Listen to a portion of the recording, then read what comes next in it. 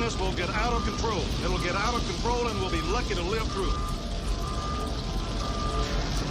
Fire on the flight deck, fire on the flight deck. All hands are in position. The Hunt for Red October is a spy thriller film released by Paramount Pictures on March 2nd, 1990. Based on the Tom Clancy novel of the same name, the film was written by Larry Ferguson and Donald Stewart and was directed by John McTiernan. It stars Sean Connery, Alec Baldwin, James Earl Jones, Scott Glenn, and Sam Neill. The Hunt for Red October marked the debut of Tom Clancy's material on a silver screen, and would also kickstart the creation of the slightly disjointed Tom Clancy brand name that has since quietly become one of the widest-reaching franchises that currently exists in the present-day entertainment industry. Tom Clancy is already something of a god among men as far as thriller literature is concerned, so a novel adaptation directed by the guy behind Die Hard and starring the men behind James Bond, Darth Vader, and whatever Alec Baldwin has been doing lately, how can you have anything other than a blood-pumping recipe for success? In this review, we're battening down the hatches and taking a deep dive into the first of many Jack Ryan stories, in order to see how he got to be where he is today. Just as a warning to those of you who haven't seen this movie yet, there are major spoilers ahead. If you wish to see this movie for yourself, without having anything spoiled for you, please click off the video now. Now, without further ado, let's get into it. The Hunt for Red October takes place in November of 1984 and follows several different perspectives.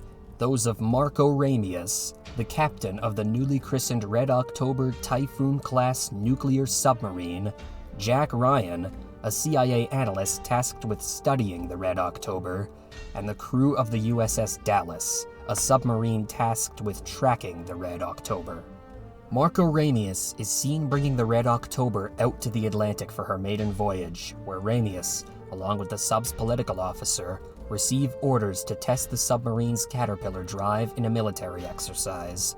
Before the political officer can share their orders with the crew, however, Ramius kills him by breaking his neck, making it look like an accident before burning the orders. Upon having the body removed for examination, Ramius takes the political officer's missile key for himself, despite the protests of the Red October's Dr. Petrov. Jack Ryan, while studying photos of the Red October, discovers two sets of doors on the exterior of the hull, the purpose of which he is unable to identify. With assistance from a former colleague, Ryan determines that the unidentified doors are part of what is called a caterpillar drive, a silent propulsion system that would render the Red October undetectable by sonar and radar alike. Ramius addresses his crew, stating that they will activate the ship's caterpillar drive, and that they will not only evade the Soviet submarine sent to pursue them on exercise, but park right off the coast of the US and conduct missile tests without them even knowing it. Upon activating the sub's caterpillar drive, the USS Dallas, a submarine that had been tracking the movements of the Red October, loses sight of her on their sonar. Jack Ryan is called to brief the National Security Advisor, Jeffrey Pelt, and explain what the Red October's propulsion system is and why it poses a threat. With the bulk of the Soviet naval fleet reportedly tailing the Red October, the briefing council initially believes that a declaration of war is imminent, though confidential information comes forth, revealing that the intent of the Soviet fleet is to find the Red October and sink it. This leads the members of the council to conclude that Ramius has gone rogue and is on a personal vendetta to strike the US. Jack Ryan, however, reaches a different conclusion. Because he has studied Ramius's history, Ryan believes that Ramius may actually be trying to defect.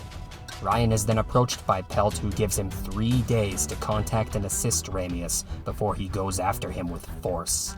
Ryan is subsequently deployed to an aircraft carrier in the Atlantic, where he and the commanding officers begin to devise a plan to meet with and extract the crew of the Red October. Meanwhile, the Red October begins maneuvering through an underwater canyon as a means of evading their pursuers. While in the canyon, Ramius makes the risky decision to increase their speed, leaving the crew unable to fully rely on the specific information provided by their maps and charts of the canyon. While initially the sub handles well, the Caterpillar drive fails without warning, forcing a switch to conventional propulsion. This causes the Red October to be picked up by an anti-submarine plane that deploys a torpedo against them. The Red October is only just able to evade the torpedo, which impacts the canyon wall. It is at this time that the chief engineer discovers the failure of the Caterpillar was an act of sabotage. Ryan is able to deduce what Ramius's plan is and requisitions a helicopter to take him to the USS Dallas, which has been monitoring for the Red October using a sound pattern discovered by one of the seamen manning the sonar. Though Ryan is able to get aboard, Captain Bart Mancuso receives orders to pursue and use force against the Red October. This comes in the wake of a meeting where the Soviet naval representative informs National Security Advisor Pelt that the Red October is a renegade vessel with intent to deploy missiles against the U.S. Ryan desperately tries to convince Mancuso that Ramius is not a threat, only doing so at the last minute when he correctly predicts one of his maneuvers. Both subs head to the surface where they use a mix of Morse code and sonar pings to communicate.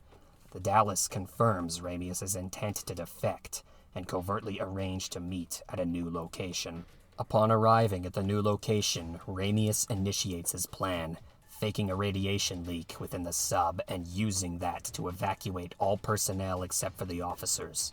During the evacuation, the Red October is approached by a U.S. Navy frigate that supposedly signals their intent to board.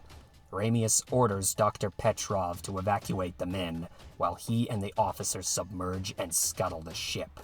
The frigate launches a torpedo at the Red October, but before it can contact, it is destroyed by CIA Deputy Chief Greer, Jack Ryan's superior. Now that the crew is evacuated and the illusion of scuttling the ship is in play, Ryan, Mancuso, and other members of the Dallas are able to board the Red October with a submersible. Ryan boards the Red October and meets with Ramius. After a tense conversation where Ryan explains the U.S. Navy's brash actions were a means of maintaining Ramius's illusion, Ramius relinquishes the Red October to the United States and is granted asylum upon shaking hands with Mancuso. As the deal comes to a close, another torpedo flies overhead, this time from a Russian submarine. Ramius's former student Tupolov, in command of his own attack submarine, has tracked the Red October and is now firing on him on orders from Soviet Naval Command. Tupolov fires a second torpedo, which Ramius turns straight into, preventing the torpedo from arming itself in time. Just as the crew begin to organize for Tupolov's next strike, gunfire erupts from one of the stairwells. Executive Officer Borodin saves Ramius from the gunfire, at the cost of his own life. Mancuso takes the helm of the Red October, while Ramius and Ryan go below deck to stop the gunmen from detonating the Red October's nuclear missiles in their silos. Though Ramius is wounded, Ryan is able to catch up with the gunmen, the ship's cook, and kill him before he ignites the missile. The Red October is fired upon again, but thanks to assistance from the USS Dallas, the Red October is able to redirect the torpedo back towards Tupolov's submarine, blowing it away.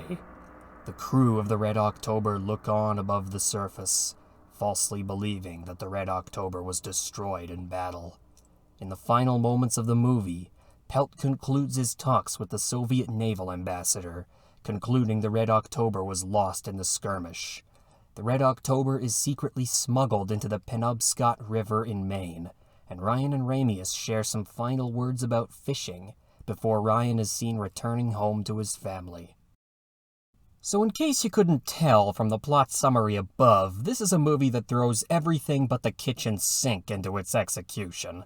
And while the sheer quantity of stuff present here might have been either completely overwhelming or utterly boring, depending on whose lesser hands were shaping it, this movie consistently makes itself work in the best ways possible. The number one thing this movie excels at is pacing. I would almost hazard to say that this is an example of perfect pacing. The individual story segments weave into each other almost seamlessly, with every moment on screen having a place in the overarching narrative. The manipulative communiques of the US and the USSR trying to cover up their intent on the political playing field, the frantic attempts of the Dallas to maintain their beat on the Red October, Tupolov's desire to take down his old mentor before anyone else can, and Jack Ryan's desperate efforts to convince everyone to aid Ramius instead of sending the bloodthirsty war dogs, and even the throwaway line about the crashed fighter plane coming back from a mission to scare off the anti-submarine Bear Foxtrot, all blend together to illustrate not only the importance every party involved has, but the all-around frantic state of a world on the brink, all with the deceptive tactics of the disillusioned Ramius embodying the core of the movie.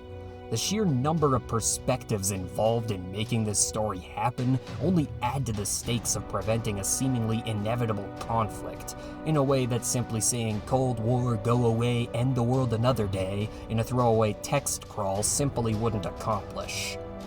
The movie is over 2 hours long, and yet every single one of those minutes is packed to the brim with intensity. From the opening text crawl to the last moment before the credits roll, every piece of the movie demonstrates remarkable attention to detail in how each scene is executed.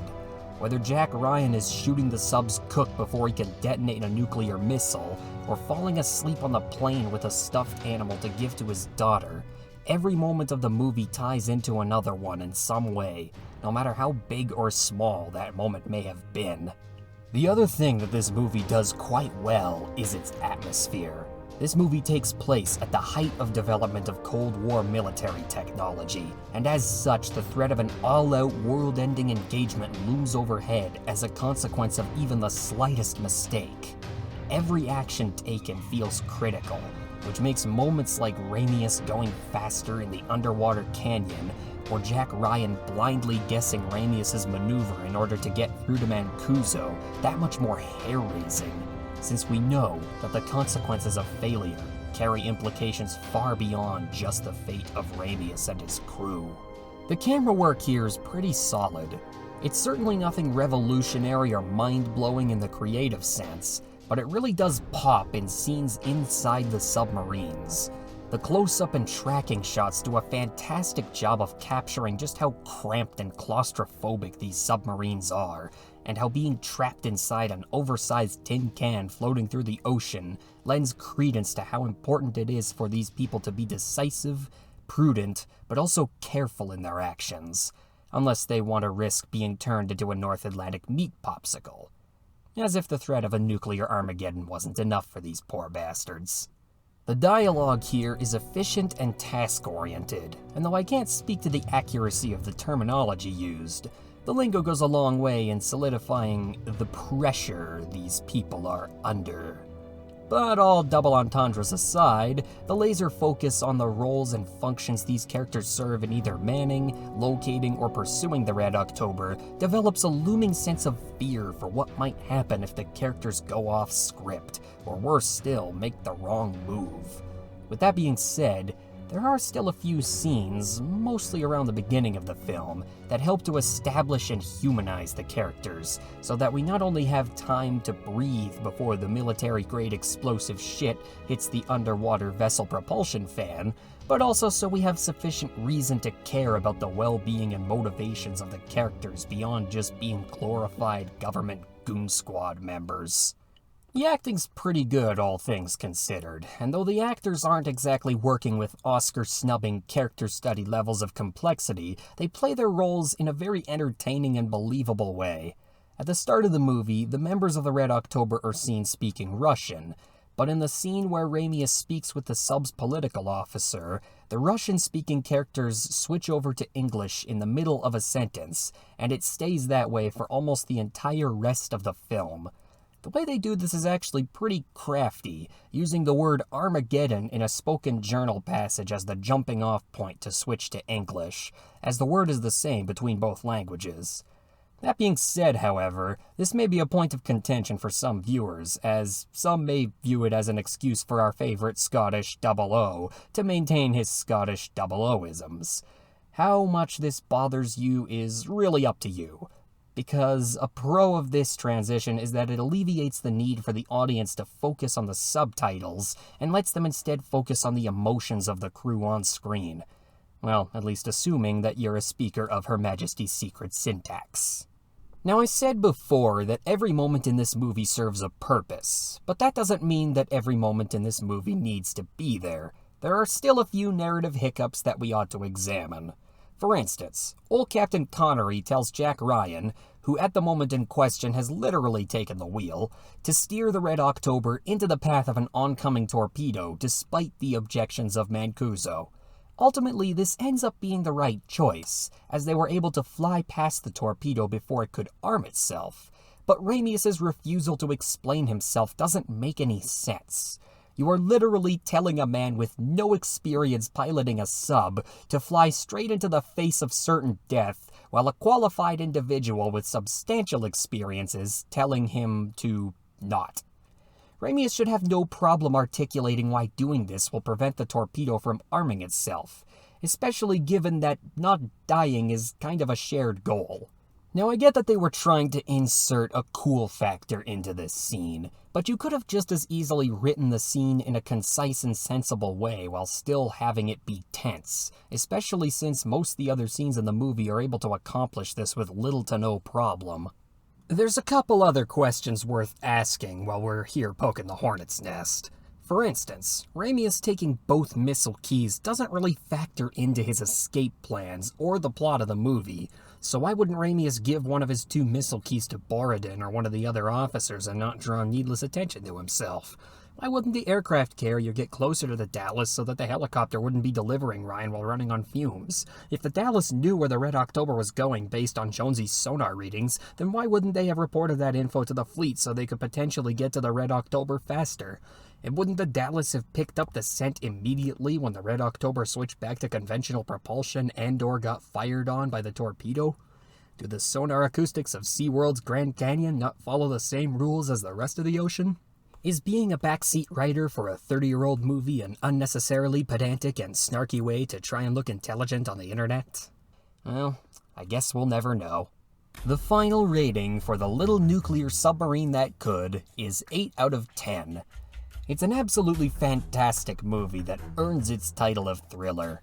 And despite some minor holes in the storytelling, the pacing, atmosphere, and dialogue can get the testosterone flowing enough to make even the most ladylike of individuals want to run through an unnamed jungle taking on the full force of some private army with nothing but a sweaty headband and the imaginary abs on your back, or your front, or wherever it is you like your abs to be.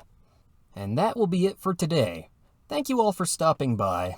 If for whatever reason you enjoyed what you saw today, consider sticking around, maybe leaving a like or subscribing if you wish. And if you have any recommendations for movies you want to see reviewed in the future, be sure to drop those down in the comments. There's plenty more to come, so if that's something you care about, I'll see you when I see you.